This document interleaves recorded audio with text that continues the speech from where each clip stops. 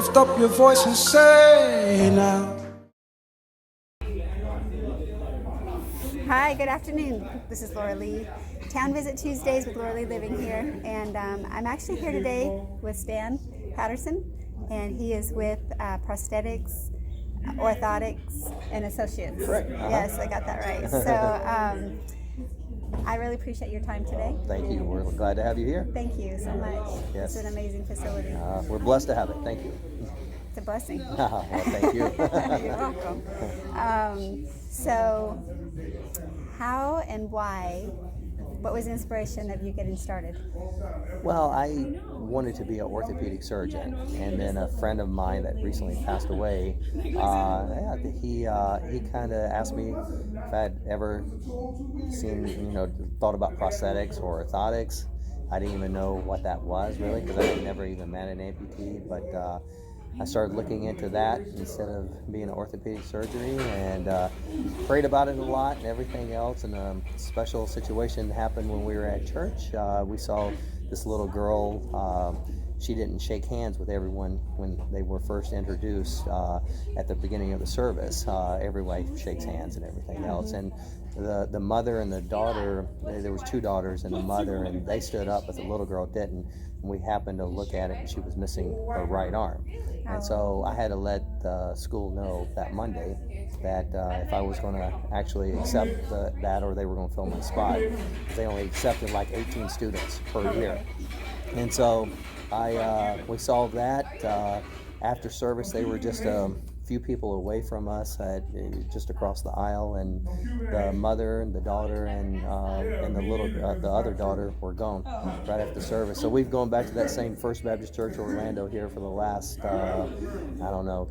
it's been almost 30 years, and still never have seen them there and everything else. Oh, but really? that's why I got into it. Yeah. Wow. Yeah. That's amazing. Yeah. They were your inspiration. She was your inspiration. That was it. Yeah. Oh my goodness. Exactly. Yeah. So that Monday you're like, nope, I'm not coming. Yeah, my wife and I, we saw it. Thank God she saw it too, or I probably would have thought my mind was playing tricks on me. But yeah.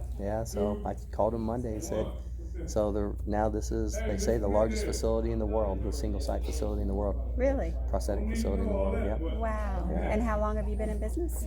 Gosh, we've been in Orlando since 98, 99. So good amount of time, Wow. 20 plus years. That's really cool. Yeah. And you're the largest in the world. I don't know how official those rankings are, but that's what we're told. That's pretty cool. So you have people coming from all over the world. Yeah, we'll have about 8 to 10 out-of-state or out-country patients a week. Okay. Here, come see us, and this is 23,000 square foot facility where we just do prosthetics and lower extremity prosthetics for the most part. Okay. Yeah. And that is, and what are you doing?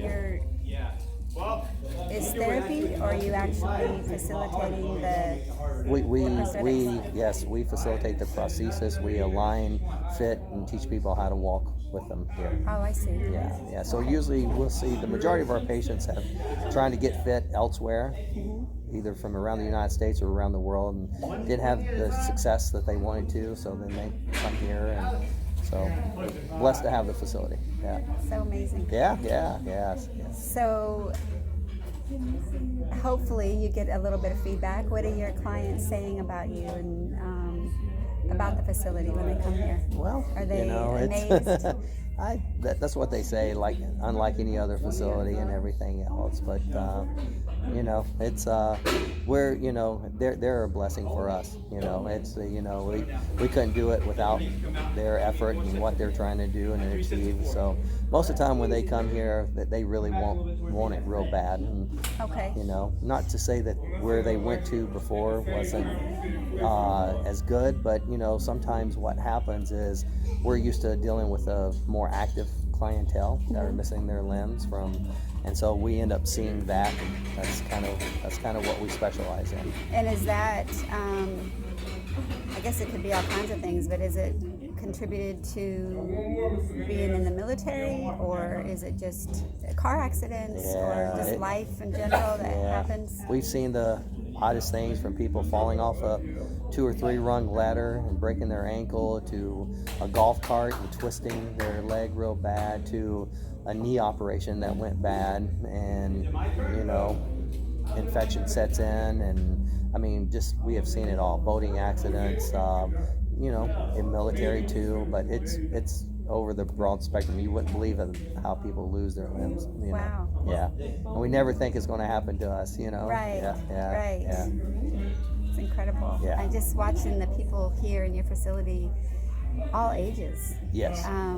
Little ones Mm-hmm. to grown men and women. Yeah, we fit people from their very first step they've ever taken at 12 months of age, you know, to all the way to 70, 80 plus years old. Even one guy I still see that's in his 90s. We actually jumped out of an airplane together on his 90th birthday. He's a good friend of mine, yeah. Oh, that's so awesome. Yeah. 90 years old. 90 years, okay. Okay, so we were talking about the 90-year-old jumping out of the Airplane. Airplane. Yeah. World War II veteran. World War II veteran. Yeah, Okay. So tell me, if you could, like I'm seeing all these pictures on the walls here of different Olympians. Right, the and Paralympians. Paralympians, okay. Can we talk about that a little bit? Sure, yeah. We have Okay. several people that I actually went to Rio with, but through the years, we have people now that are within 1 second of the world record in the 100 meters. Hi, baby. And then we also have AKs, NEDIS Arctic people that are, you know, doing. We have one guy that's a bilateral BK that just ran the Chicago Marathon in 2 hours and 35 minutes. So What is a bilateral below the knee, so he's missing okay. both his legs below the knee. Oh, he is. Yeah, Okay. and he just averaged right at a 6-minute mile for the 26.2 miles. Dang. Yeah, That's yeah, incredible. yeah. So we're seeing that kind of stuff starting to take place. Such an inspiration. Yeah, yeah. I mean, for you and I that don't have prosthetics, Sure. and yet, you know, people like you and I have Yeah. complaints, but I there's never- nothing to complain about. Now, when he you was an think about All-American that. runner prior to. He lost his leg to frostbite. Oh, really? In Anchorage, yes. But he lives here now, and just a great guy. Yeah. That's awesome. Yeah. Anything else about the Paralympians? No, they're just great. I mean, they're great athletes. You know, they're just like any other athlete. You know, Do they come here and actually train? they do. They come here and train, and a lot of them have their prosthesis made here, and then they'll, you know, we have them live in Southern California, Colorado, here in Orlando, so from all over. Okay. Yeah. How, like, can you talk about maybe what the process is to fit them? Well, it's kind of different for everybody because they are all custom made. Okay. So, you know, you're taking a mold of the residual limb, you're making silicone liners to help pad the limb, you're making custom sockets, and then you're aligning the prosthesis to get the most function out of the prosthetic foot or the prosthetic knee. So, Oh, I see. yeah. So that- it's all custom made to each individual. And how you do that depends on their agility and how they can move. Exactly, their limb, their range of motion. There's a lot that goes into it. Wow, that's incredible. Yeah. Okay, so I know where we were too, but I'm glad that we got to talk about this, what we just shared. Is it 50 Legs? Yeah. What is that organization? It's a professional wrestler that saw the need for kids that didn't have a prosthesis or even adults that didn't. And so he stepped in, they raised money, and they get people that their insurance is not going to pay for their prosthesis or something, and helps them out that way. Yeah, and then you have the Jordan Thomas Foundation, very similar to 50 Legs, that do the same thing, you know, for kids that are under age 18.